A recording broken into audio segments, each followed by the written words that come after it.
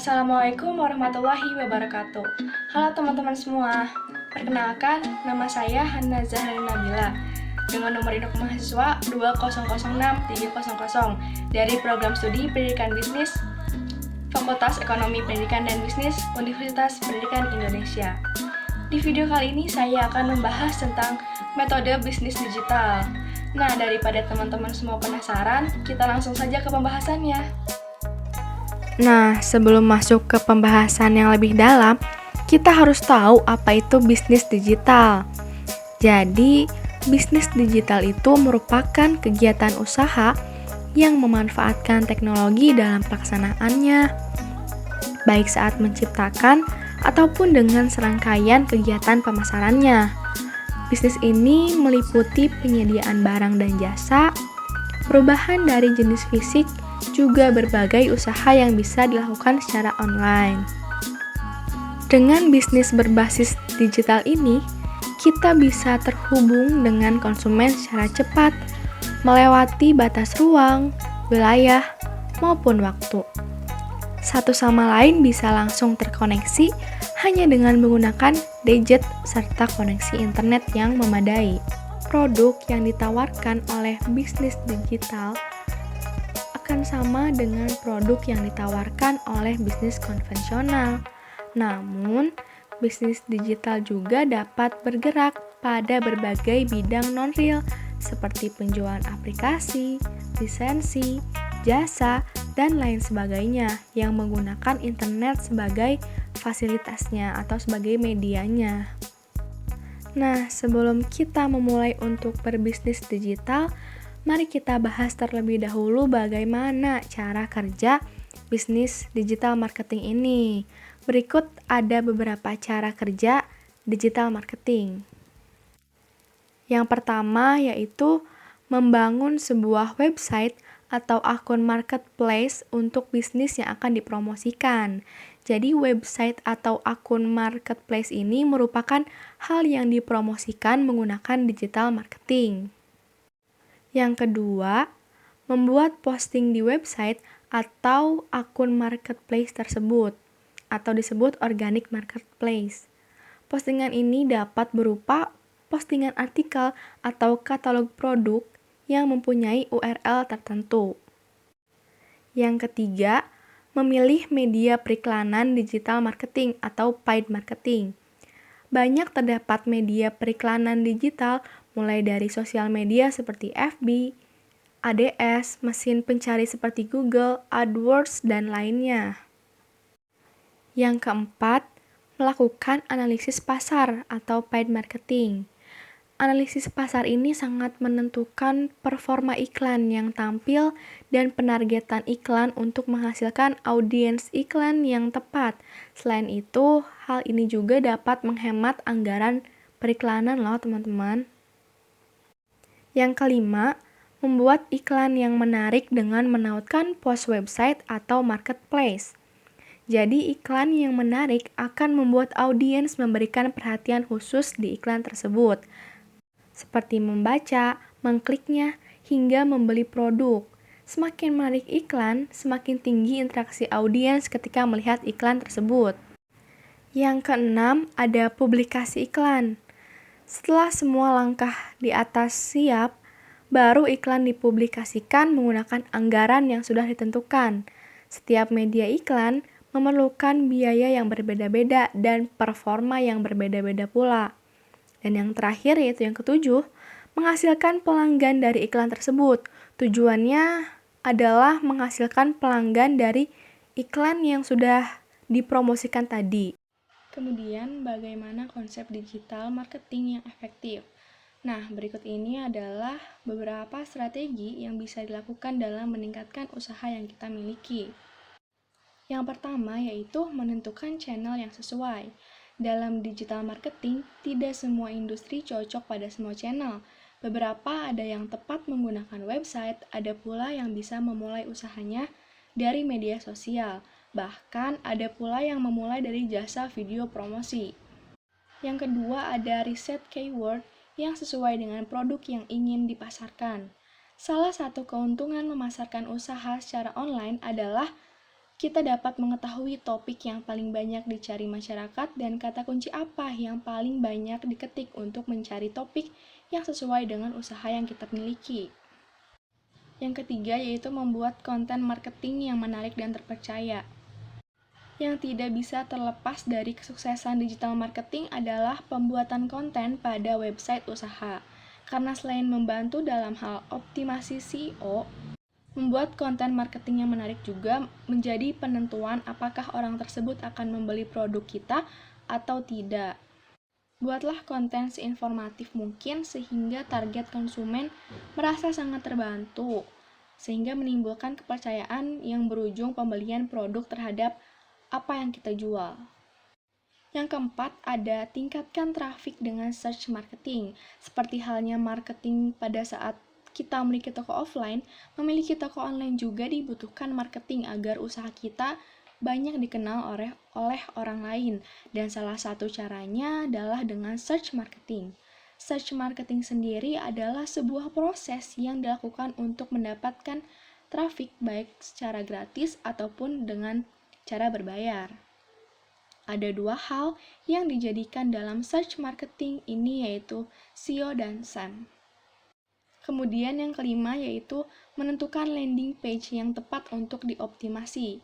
Ketika kalian membuat suatu halaman di website kalian, penting mengaitkan keyword dengan landing page yang tepat untuk mengaktifkan traffic pengunjung ataupun penjualan.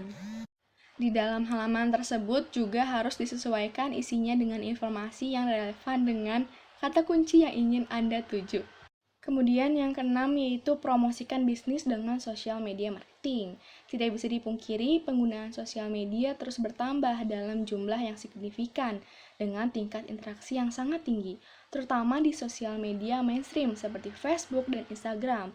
Peluang inilah yang bisa kita manfaatkan untuk memaksimalkan bisnis kita secara digital, yaitu dengan turut hadir di sosial media di mana target marketing kita berada.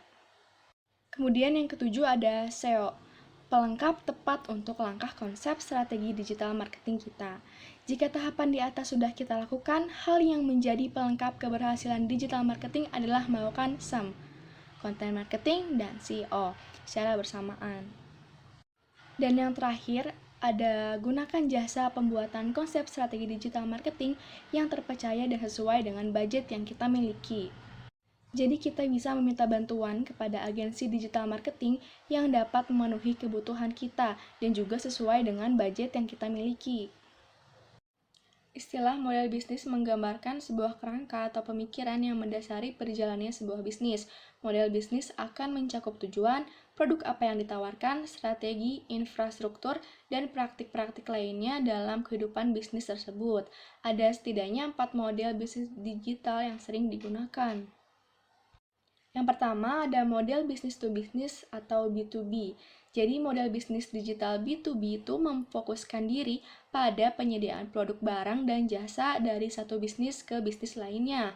Bisnis model ini merupakan bisnis yang paling sering digunakan dalam supply chain atau sebuah produk akhir. Kemudian yang kedua itu ada model business to customer or B2C. Tidak bisa dipungkiri lagi, sektor terbesar penopang pertumbuhan ekonomi digital di Indonesia adalah sektor business to customer. Model bisnis ini adalah model bisnis yang lazim dilakukan di pasar digital dan e-commerce. Bahkan, sektor B2C adalah model bisnis yang paling banyak ditemukan di Indonesia.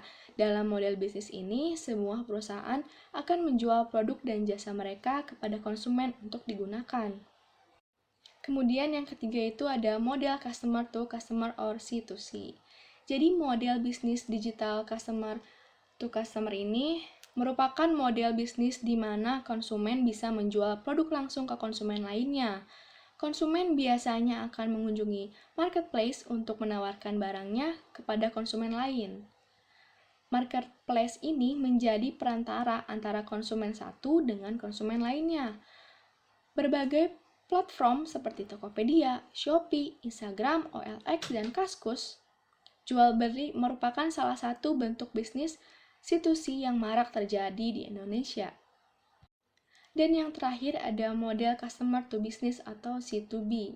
Jadi model bisnis digital customer to business merupakan kebalikan dari model business to customer atau B2C. Dalam model bisnis ini, konsumen akan menawarkan produk kepada sebuah bisnis untuk mendapatkan royalti. Misalnya, seorang customer menawarkan sebuah artikel berita kepada portal berita dan mendapatkan bayaran atas artikelnya tersebut. Beberapa contoh bisnis digital yang menggunakan model ini antara lain adalah Seribu Lansar, Instockfoto.com, Mojok, Beb, and Homepage. Setiap hal akan memiliki sisi positif dan negatifnya masing-masing. Termasuk dalam bisnis digital ini, semua tergantung pada bagaimana cara memanfaatkan kelebihan serta meminimalisir terjadinya berbagai kekurangan tersebut.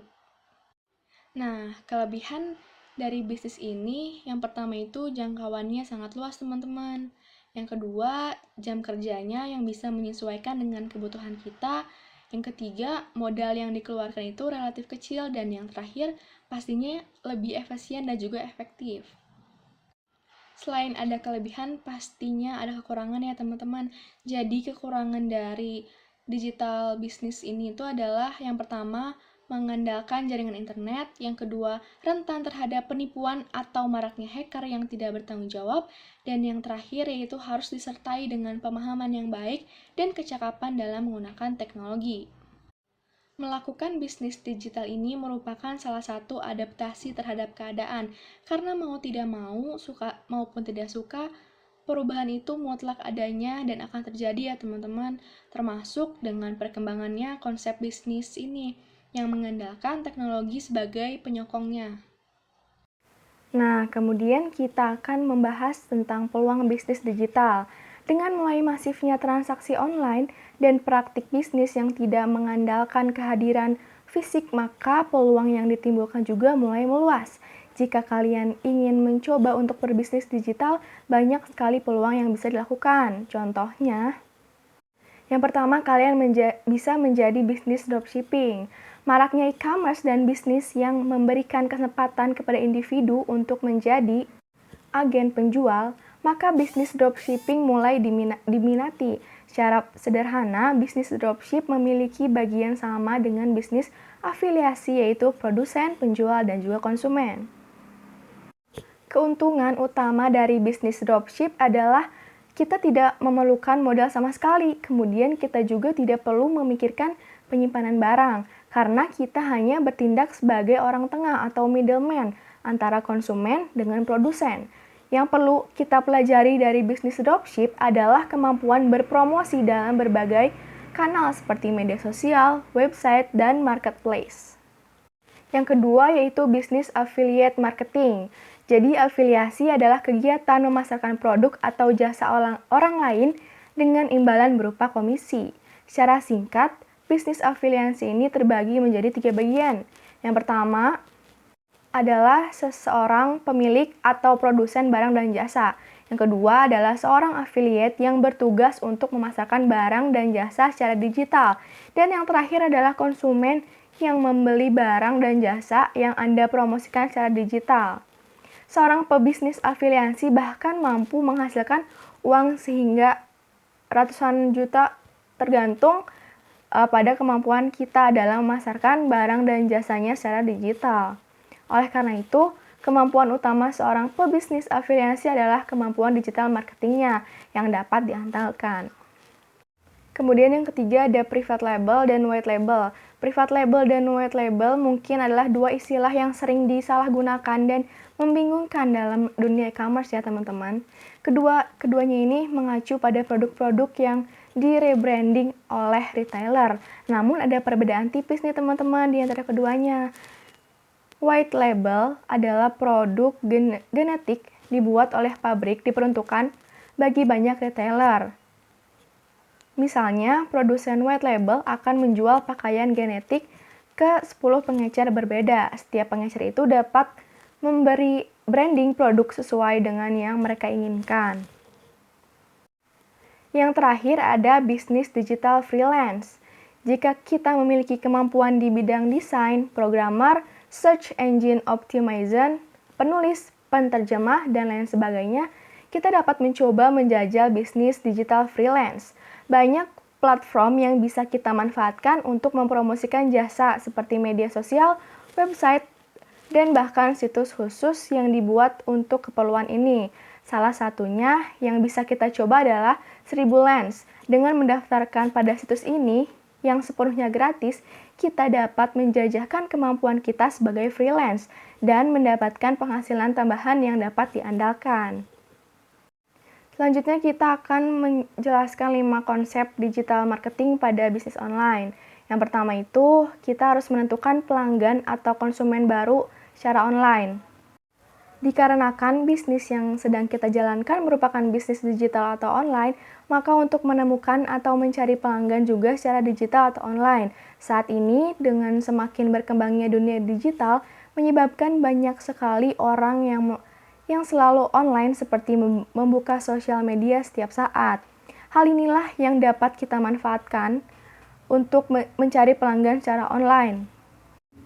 Yang kedua itu menjual barang atau jasa melalui aplikasi. Penggunaan jasa digital marketing akan membantu bisnis kita untuk mengoptimalkan penggunaan aplikasi atau website. Dengan menggunakan digital marketing, kita bisa dengan mudah memasarkan produk atau jasa dari bisnis kita. Selain itu, dengan adanya aplikasi atau website juga akan mempermudah konsumen untuk melihat produk jasa apa saja yang kita tawarkan dan juga mempermudah konsumen yang ingin membeli produk karena sudah terhubung dengan marketplace tertentu. Selanjutnya, poin ketiga yaitu adanya iklan. Jadi iklan di dalam dunia digital marketing memang menjadi salah satu hal yang utama. Hal ini tujuannya untuk membantu memperkenalkan dan juga mempromosikan barang atau jasa dari bisnis kita. Publikasi iklan juga dilakukan melalui media digital di mana banyak sekali ditemukannya orang-orang yang online. Akan tetapi, penggunaan iklan hanya pada orang yang tepat. Misalnya orang yang hendak membeli handphone tertentu akan melihat iklan handphone. Iklan juga perlu didesain atau dibuat semenarik mungkin untuk bisa menjangkau pasar. Yang keempat, ada mengetahui lebih banyak tentang apa yang disukai konsumen. Dengan menggunakan layanan pemasaran online, bisnis digital kita juga akan mengetahui produk seperti apa yang lebih disukai oleh pelanggan atau konsumen. Digital marketing sendiri bisa membantu untuk melakukan analisis tingkah laku yang diinginkan pelanggan, jenis dan tampilan iklan seperti apa yang sering mereka lihat, dan juga untuk menghasilkan banyak konsumen yang tertarik pada bisnis digital kita. Dan yang terakhir adanya penggunaan analisis pemasaran untuk meningkatkan penjualan secara online. Hal yang penting dalam digital marketing adalah adanya analisis pasar.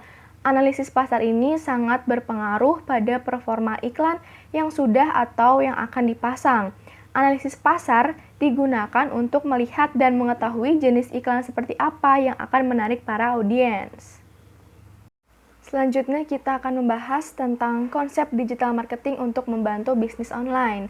Nah, dalam kursus digital Google Garage, digital marketing mempunyai 5 konsep untuk membantu bisnis online dalam mengembangkan bisnisnya.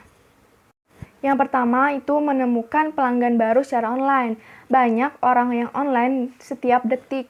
Orang-orang tersebut berpotensi untuk menjadi pelanggan dari suatu bisnis online. Dengan menggunakan digital marketing, bisnis online dapat menjangkau orang-orang tersebut.